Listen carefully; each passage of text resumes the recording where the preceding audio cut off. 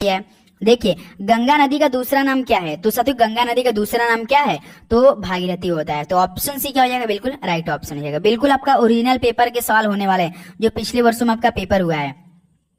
देखिए question number second क्या दिया है? महानंदा नदी किसकी सहायक नदी है? बताइए महानंदा नदी किसकी सहायक नदी है? तो दोस्तों ये गंगा की है। तो डी ऑप्शन क्या हो जाएगा यहाँ से हम लोग का? बिल्कुल राइट ऑप्शन हो जाएगा। नेक्स्ट अगला बताइए साथियों, क्वेश्चन नंबर आपका देखिए थर्ड क्या दिया है?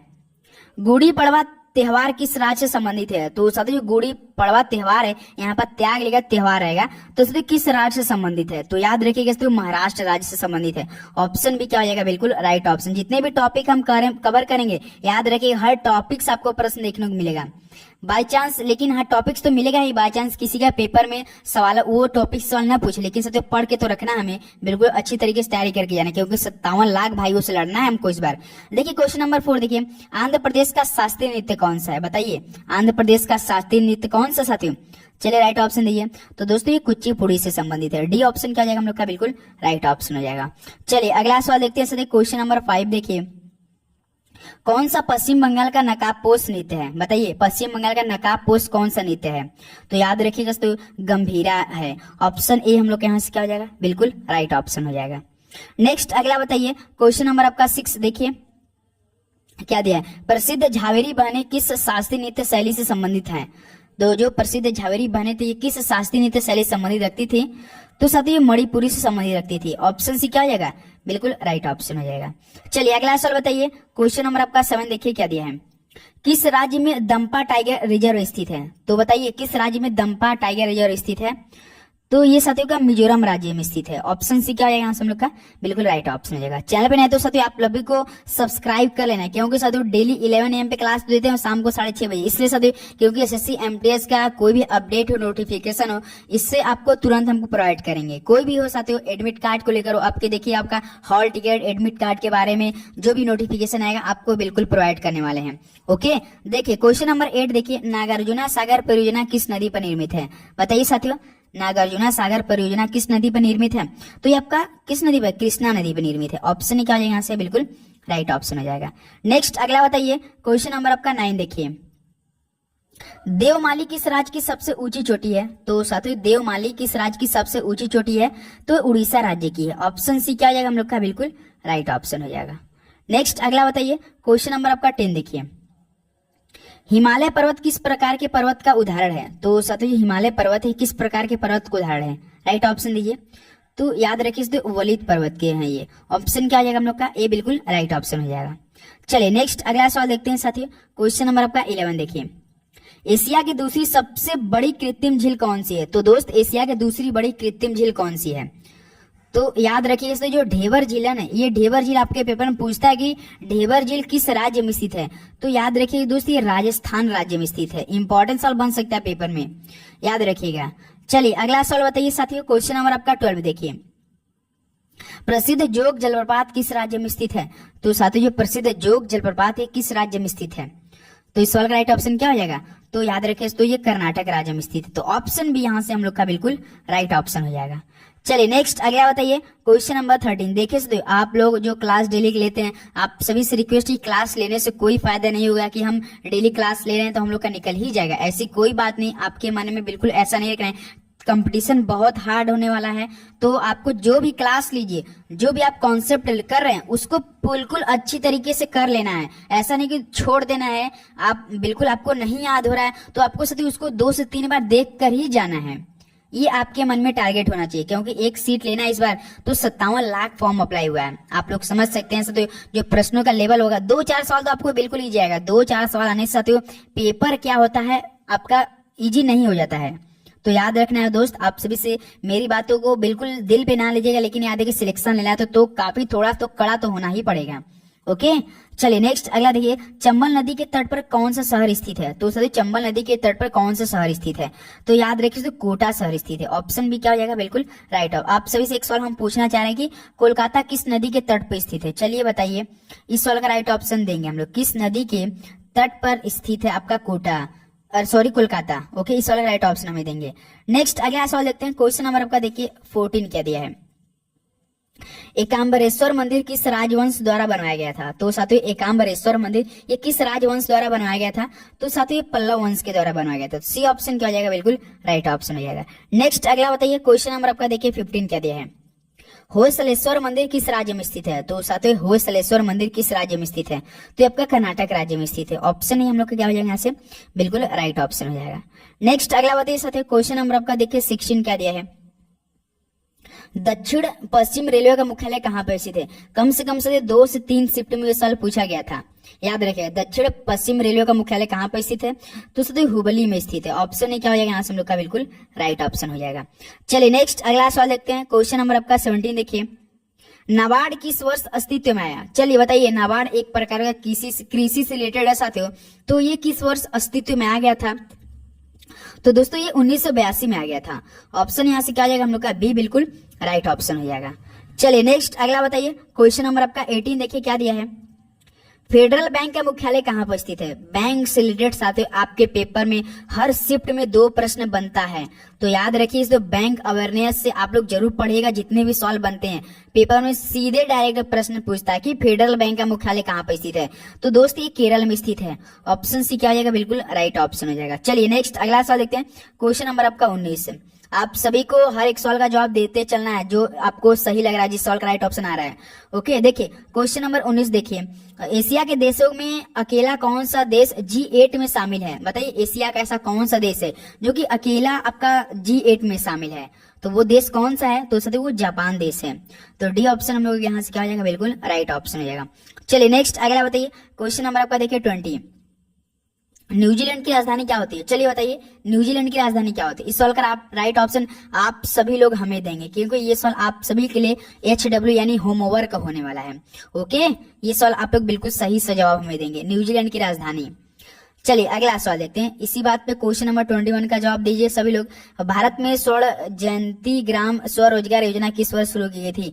इंपॉर्टेंट टॉपिक है, आपके पेपर में योजना से संबंधित एक सवाल पूछा जाता है। तो भारत में स्वर्ण जयंती ग्राम स्वरोजगार योजना किस वर्ष शुरू की गई थी? याद रखिए दोस्तों 1999 में शुरू की गई थी। डी ऑप्शन यहाँ से क्या हो जाएगा हम लोग का? बिल्कुल राइट ऑप्शन हो जाएगा। चलिए अगला सवाल देखते हैं। क्वेश्चन नंबर आपका 22 देखिए। किस बंदरगाह शहर को अरब सागर की रानी कहा जाता है? बताइए साथियों किस बंदरगाह शहर को अरब सागर की रानी कहा जाता है? तो साथियों कोच्चि बंदरगाह कहते हैं। ऑप्शन यहाँ से हम लोग का सी बिल्कुल राइट ऑप्शन हो जाएगा। उम्मीद करूंगा साथियों ये सेशन आपको काफी अच्छे समझ रहे होंगे और आपको काफी हेल्पफुल लग रहे होंगे कि बिल्कुल सही ऐसा प्रश्न बार बार पेपर हमारे पूछे जाते हैं। अगर आपने पिछले वर्ष का पेपर को एनालिसिस किया हो तो साथियों याद रखिएगा। क्वेश्चन नंबर 23 देखिए। वर्ष 1963 में कौन सा राज्य एक अलग राज्य बनकर उभरा था? बताइए दोस्त वर्ष 1963 में ऐसा कौन सा राज्य जो कि एक अलग राज्य बनकर उभरा था?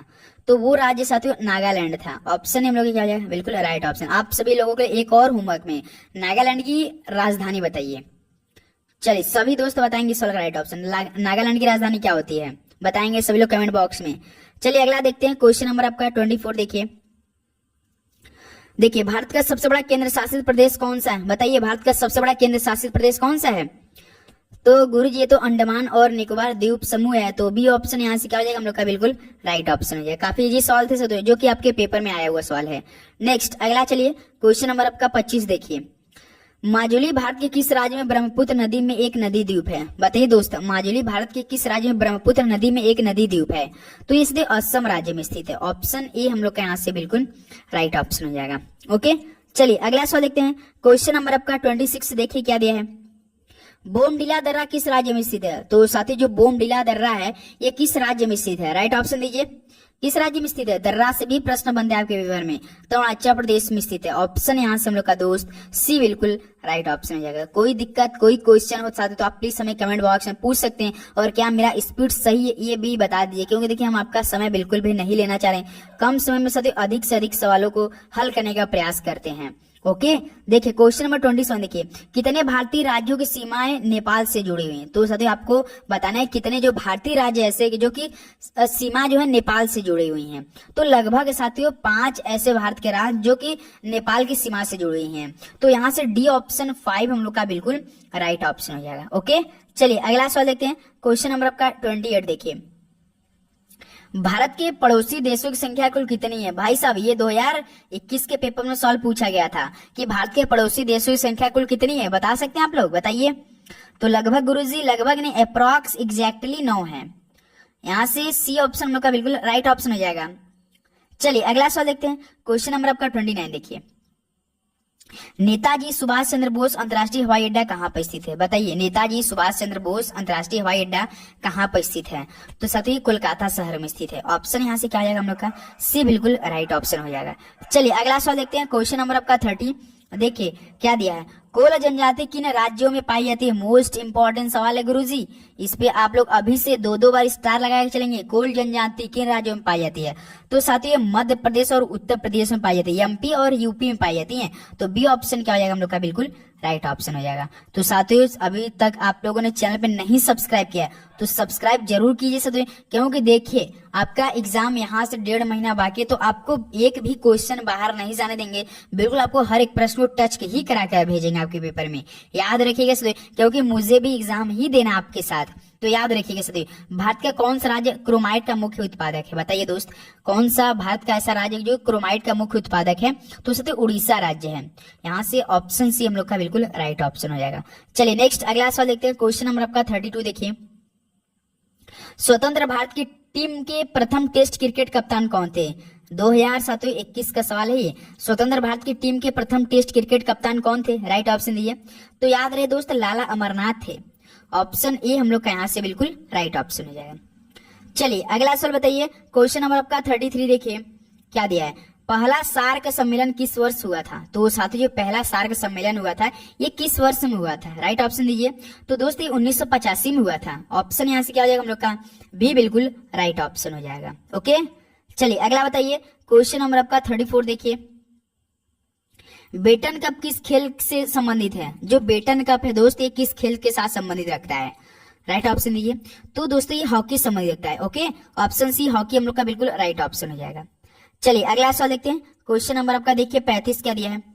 टेबल टेनिस की उत्पत्ति कहाँ हुई थी? बताइए टेबल टेनिस की उत्पत्ति कहाँ पर होती? ये प्रश्न बिल्कुल ओरिजिनल, ऐसा आप लोग मान के ना चलिए कि प्रैक्टिस सेट या मॉक टेस्ट सवाल है। नहीं भाई, बिल्कुल आपका जितने भी सवाल हम करा रहे हैं बिल्कुल आपका ओरिजिनल पेपर पिछले वर्षों में आया हुई सवाल हम करा रहे हैं। तो इसलिए टेबल टेनिस की उत्पत्ति कहाँ हुई आप लोग समझ सकते हैं। 2 हफ्ता पेपर में होता है आपका, 2 हफ्ता में 42 शिफ्ट हो जाता है, एक दिन में 3 शिफ्ट होता है, आप लोग समझ सकते हैं साथियों। तो सी ऑप्शन टेबल टेनिस की उत्पत्ति इंग्लैंड देश से हुई थी। चलिए अगला बताइए। क्वेश्चन नंबर आपका 36 देखिए। हॉकी टीम में कितने खिलाड़ी होते हैं? बताइए साथियों हॉकी टीम में कितने खिलाड़ी होते हैं? मैंने इससे पिछले क्लासों में साथियों 16 आपको बताया था। 16 इसलिए बता सकते कि उसमें सवाल कुछ दूसरा पूछा था कि टोटल खिलाड़ियों का पूछा था शायद। तो यहाँ से हॉकी टीम में कितने खिलाड़ी, तो आपका सभी को बताओ जितने क्रिकेट में होते हैं 11 प्लेयर होते हैं। ऑप्शन यहाँ से सी हम लोग का बिल्कुल राइट ऑप्शन हो जाएगा। चलिए अगला बताइए। क्वेश्चन नंबर आपका 37 देखिए। बास्केटबॉल में एक शॉट में अधिकतम कितने स्कोर किया जा सकता है? बताइए बास्केटबॉल में एक शॉट में अधिकतम कितने स्कोर किया जा सकता है? अधिकतम बताना है। तो अधिकतम से 4 स्कोर किया जा सकता है। तो सी ऑप्शन हम लोग का बिल्कुल राइट ऑप्शन हो जाएगा। चलिए अगला बताइए। क्वेश्चन नंबर आपका देखिए 38 क्या दिया है। भारत में नागरिकता अधिनियम किस वर्ष पारित किया गया था? बताइए भारत में नागरिकता अधिनियम किस वर्ष पारित किया गया था? बताइए सभी लोग, इस सवाल का राइट ऑप्शन क्या हो जाएगा? तो साथियों ये भारत में नागरिकता अधिनियम पारित किया गया था, ये आपका किया गया था 1955 में किया गया था। तो यहाँ से हम लोग का बी ऑप्शन जो बनेगा बिल्कुल राइट ऑप्शन हो जाएगा। ओके चलिए अगला बताइए। क्वेश्चन नंबर आपका 39 देखिए। ये आपका इंपॉर्टेंट सवाल बनेगा आज की सेशन से 3 नंबर का पहला क्वेश्चन। देखिए जनगणना 2011 के अनुसार कौन से राज्य जनसंख्या में पहले और दूसरे स्थान पर है? बताइए जनसंख्या के मामले में सभी को पता होगा जनगणना 2011 के अनुसार पहले पे उत्तर प्रदेश, दूसरा पे कौन है? बिहार, सभी को पता होना चाहिए। ऐसा ऑप्शन में कौन है? सॉरी पहले आपको उत्तर प्रदेश, दूसरा महाराष्ट्र होना चाहिए ना भाई। तो जो आपका 2011 के जनगणना के अनुसार कि कौन सा राज्य जनसंख्या में पहले और दूसरे स्थान पे, तो उत्तर प्रदेश और महाराष्ट्र होना चाहिए। ऑप्शन देखिए ये हम लोग का बिल्कुल राइट ऑप्शन। पहला क्वेश्चन 3 नंबर का याद रखिएगा। चलिए अगला सवाल देखते हैं। क्वेश्चन नंबर 40 कन्फर्म में पेपर में आएगा, याद रखिएगा। देखिए क्वेश्चन नंबर 40 भारत में 2011 की अंतिम जनगणना कितने जनपदों में की गई थी? देखिए ये 3 नंबर यानी 6 नंबर आपको यहीं से मिल गया।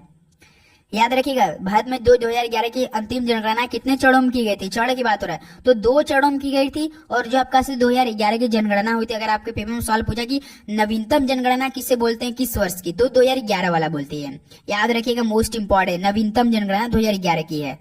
चलिए अगला सवाल देखते हैं। क्वेश्चन नंबर आपका 41 देखिए। भाई साहब तीसरा सवाल भी यार देखिए 2011 की जनगणना के अनुसार केरल की साक्षरता दर कितनी है? सभी को पता होगा 2011 की जनगणना के अनुसार सबसे सर्वाधिक साक्षरता वाला राज्य वो केरल है। तो उसका सर्वाधिक साक्षरता कितना प्रतिशत है? तो सबसे अधिक तो हो सकता है, सबसे अधिक है तो सबसे अधिक ही होगा दोस्त। तो 91 से लेके 95% तक है। ऑप्शन है बिल्कुल राइट ऑप्शन। देखिए 3 नंबर यानी 9 नंबर, इस सेशन में 3 नंबर आपको 9 नंबर मिल गया। तो साथ ही इसी बात पर चैनल पे ना तो सब्सक्राइब कर लीजिएगा। चलिए अगला बताइए क्वेश्चन नंबर 42 देखिए, भारत में तीसरी पंचवर्षीय योजना किस वर्ष शुरू हुई थी? तो दोस्त देखिए पहली पंचवर्षीय आपका 1951 में स्टार्ट हुआ था, दूसरी 56 से, तीसरी आपकी बताना है। बताइए दोस्त, तो 1961 हो जाएगा। ऑप्शन सी क्या हो जाएगा? 1961 बिल्कुल राइट ऑप्शन हो जाएगा। चलिए अगला सवाल बताइए क्वेश्चन नंबर आपका 43 देखिए, 12वीं पंचवर्षीय योजना की अवधि कब से कब तक थी? तो साथी आपका 12वीं पंचवर्षीय योजना थी, इसकी अवधि आपको बताना, टाइम पीरियड बताना है कब से कब तक थी। तो याद रखिए 2012 से लेकर 2017 के बीच में थी। तो 43 क्या हो जाएगा हम लोग का? डी बिल्कुल राइट ऑप्शन हो जाएगा। नेक्स्ट अगला चलते हैं साथी, क्वेश्चन नंबर आपका देखिए 44 क्या दिया है, विश्व शरणार्थी दिवस हर साल किस दिन मनाया जाता है या किस डेट को मनाया जाता है? बताइए। विश्व शरणार्थी दिवस साथियों हर साल ये मनाया जाता है आपका 20 जून को। ऑप्शन सी हम लोग के यहाँ से बिल्कुल राइट ऑप्शन। उम्मीद करूंगा साथियों ये सेशन आपको काफी अच्छे समझ रहे होंगे, काफी हेल्पफुल लग रहे होंगे।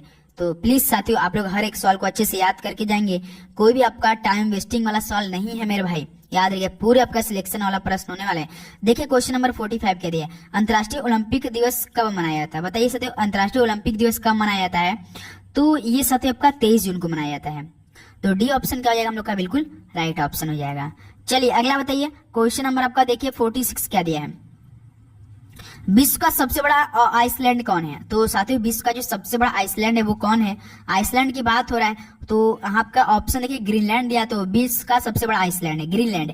बी ऑप्शन क्या आ जाएगा? बिल्कुल राइट ऑप्शन हो जाएगा। नेक्स्ट अगला चलिए क्वेश्चन नंबर आपका देखिए 47 क्या दिया है, डेबिट कार्ड पे कितने अंक होते हैं? चलिए आप लोग अपने पर्स से निकालिए और देखिए डेबिट कार्ड पे कितने अंक होते हैं। जिनका बन चुका होगा बिल्कुल, अभी तो आप लोगों का काफी लोगों का नहीं बना होगा, जिनका बन गया होगा तो वो देख कर हमें बताएं कि डेबिट कार्ड पे कितने अंक होते हैं। बताइए दोस्त। तो याद रखिए टोटल आपका 16 डिजिट का होता है। ऑप्शन सी क्या आ जाएगा? बिल्कुल राइट ऑप्शन। ये आप लोग बुरा मत मानिएगा, आप पर्स निकालने की बात है, बिल्कुल भाई आप पर्स में रखा जाता है ना, इसीलिए बोला यार, सॉरी यार। चलिए अगला सवाल देखते हैं दोस्त, क्वेश्चन नंबर आपका देखिए 48 देखिए क्या दिया सवाल, पेंटिंग दमयंती किसके द्वारा चित्रित की गई थी? तो साथियों ये पेंटिंग दमयंती ये किसके द्वारा चित्रित की गई थी? तो ये साथियों राजा रवि वर्मा की जी के द्वारा चित्रित की गई थी। ऑप्शन ही हम लोग क्या आ जाएगा? बिल्कुल राइट ऑप्शन हो जाएगा। नेक्स्ट अगला चलिए क्वेश्चन नंबर आपका देखिए 49 क्या दिया है, कंप्यूटर में इनपुट के बाद सूचना क्या बन जाती है? देखिए तो ये आपका PYQ ही सवाल है, कंप्यूटर से एक प्रश्न आपके पेपर में छप जाता है, कंप्यूटर में इनपुट के बाद सूचना क्या बन जाती है? तो डेटा बन जाती है। याद रखिए क्या बन जाती है? डेटा बन जाती है। किसके बाद? कंप्यूटर के इनपुट के बाद सूचना क्या बन जाती है? तो डेटा बन जाती है। ऑप्शन सी बिल्कुल राइट ऑप्शन हो जाएगा। चलिए अगला सवाल देखते हैं दोस्त, क्वेश्चन नंबर आपका 50 देखिए, कालाजार किस जीव के कारण होता है? तो साथियों कालाजार किस जीव के कारण होता है? राइट ऑप्शन दीजिए। तो याद रखिए कालाजार आपका लिस्मेनिया जीव के कारण होता है। तो ऑप्शन यहाँ से क्या हो जाएगा हम लोग का? बी बिल्कुल राइट ऑप्शन हो जाएगा। तो साथियों टोटल 50 प्रश्न कंप्लीट